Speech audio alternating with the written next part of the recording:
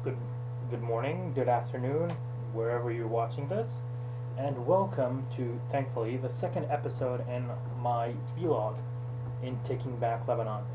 Now, I've gotten a lot of positive feedback from a lot of people. People really seem to like this. It's really pushing on, so we're gonna continue. But I only have one more subject after this one, so please don't forget description. Send me emails, tweet me. We need more ideas. I only have one more thing to talk about, which is women's right. So the laws that we're going to implicate. So please, send in. Now, today we're going to talk about something highly discussed right now, and which might take a lot of time to finish. It's not an easy thing, especially that we have, for first and foremost, the Orthodox law proposal. Then we can pass on to this, which is the civil marriage law. Now, I have two ideas of this in Lebanon. Two extremely opposite ideas. The first, I have the religious idea, adopted by pretty much all religious sects, if you want, that it is the quote-unquote haram for Muslims, and it is highly discouraged, and people might even be they can be banned from being buried in their respective religions' cemeteries. Just something I find highly outrageous. That was Mufti. I don't know their names really, but thing is, it's this camp against the other one that says no, everyone should get married wherever they want to whoever they want, which is logical. If you're a man, you like this girl, you're gonna want to marry her. She likes you back, of course, after a while. But both camps cannot agree on why should we ban or go with civil marriage, because each one is taking it in a highly religious manner. Even the people that say that we are going as far away from religion as we can, they're not actually doing that. They're saying if a Muslim guy likes a Christian woman, to get married, and vice versa. But that is something the other camp, the highly religious people, do not want, even though it exists a lot in Lebanon. No one talks about it. I have friends, a lot of my friends are actually from, if you want, hybrid families. It's a term I highly detest, but I'm here to bring you something new, something logical, as we've seen from the last episode, the introduction. It's an idea that I haven't seen many talk about. It's that, here it is. It's civil marriage. Now, something's good about this theory, that if you contradict it, it means that you are against the state of Lebanon. Therefore, you cannot logically contradict it. This is how you're gonna expose it. It's called civil marriage. So, civil marriage means that there's the word civil. That is the important word, not marriage. Civil. Civil marriage means that your marriage is underneath the laws and the state. So, going back to very, very basic stuff we have in Lebanon, and probably in a lot of states in the world, the Constitution, then we have other laws, then we have the Parliament, etc. This is the law hierarchy. Now the thing is that in law hierarchy, religion does not exist, except when you get to a parliamentary level, but that's another whole other story. The Constitution doesn't leave him alone, phone. The Constitution does not say that the marriage of Muslims and Christians is banned. It just does not recognize a civil marriage in the word civil marriage. Now, this is where my thought comes in. I think it's pretty good. The thing is, since it's called civil marriage, it means that since it's civil, there is the state and the constitution that are above this marriage, which means that if you are a citizen in Lebanon, which we're talking about right here, and you want to get married in Lebanon, whatever religion you might be, even if you're two Christians, two Muslims, I don't care. The thing is, with the idea of civil marriage is two people that are going to be in this union, their marriage has to be recognized at first by the state of Lebanon, by the government. That's why it's called civil marriage. If you say this to someone, they can't say, no, the state does not have anything on me. No, you're Lebanese. The state has every right and everything on you. You cannot deny that, or you are not Lebanese. You're not fit to be Lebanese then. I would take your rights as a Lebanese citizens away if you deny the existence of the state. Now, with this thing, they cannot refute it because it is civil marriage. It means that there's the constitution and the government, the state that is above your marriage, that accepts that this man, this woman are married. Then we pass on to part number 2. What marriage and everything religious? What is it called? What is it written under? It's written under the personal laws, the personal liberty laws. Personal, that is the word you have to look out for.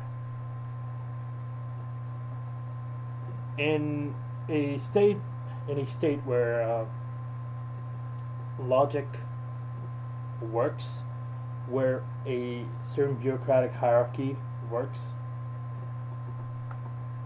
it should always be the state. When you're getting married, you declare to the state, to the government, that I want to get married to this person. The state approves your marriage. This approval is civil marriage. This idea here, and it does not mean that you two have to be two Muslims or two Christians. You are two people within the country that have sworn an oath to the state that you are Lebanese citizens and you will respect your marriage. I hope so. Then we go into the personal matters. Who is in charge of personal matters? Religious sects. Whether you might be a Muslim, a Christian, or whatever, it's personal. Whatever you want to do as a personal wedding, or I don't know where you want to do, that is all personal stuff. But at first you have to get married, and you get married because the state approved of your marriage. They can't say no. That's the thing, that if these two people want to be married and they are both consent with this marriage, then they will obviously get married. That is what the state should. You cannot get married to someone you do not know. I don't know how people do that, texting or something. I cannot do that myself. I can barely get a date with text. So this whole idea of marriage is so far away from my mind. Recap of everything. I want to do this in less than 12 minutes. The whole idea. Everything's divided into constitution, laws, government, then personal laws. My civil marriage idea is the couple have sworn to stay together, sworn an oath. They're first Lebanese, then they have sworn an oath to the government that they will uphold their marriage under the civil marriage law, which, on the other hand, civil marriage here does not mean specifically two people that are from, like, one person that is Christian can marry another Muslim. That's not the the goal of this law. The goal of this law is that the government should have should be able to take legal action and should approve of the marriage first. Then the couple can practice their personal ways, their personal marriage, which is something very holy, very deep, very moral. It's not something to be taken lightly. That they do on their own, however they want it to be. There has to be some consent that those people are not. There's a lot of legal definitions that people that are genuinely stupid, but I guess laws don't protect stupid people. But if they want to get married and there's general consent, because a lot of times, the way I've seen it, there are people on either side of the family that agree on the marriage, but there's one or two people, especially the more religious people, that are against it. Then they call in like religious action from someone in the religious community. This is what wrecks everything, because it's like exposing something which should not be taken as a negative thing at all. The other hand, if two people really love each other, like not stupid love, because there's a huge difference between two people that are blinded, one person that is blinded by the other, and two people that are generally want to be together, they want to start a family, or they don't. They want to live together. If they have agreed on marriage, they want to get married. Then let them get married. Whatever they want to do. If they love each other, and you rip them apart, trust me, they will run away and they will find a thousand different ways to be together. It's like girls back in high school. When I would go out on a date with someone or with my girlfriend or something. We'd go, then their parents don't know. Not even my parents ever knew. But if they ever knew, and if they would try to tear us apart just because, we would find 1,000 ways to get back together. I'm pretty sure all of you have had this, or at least seen it.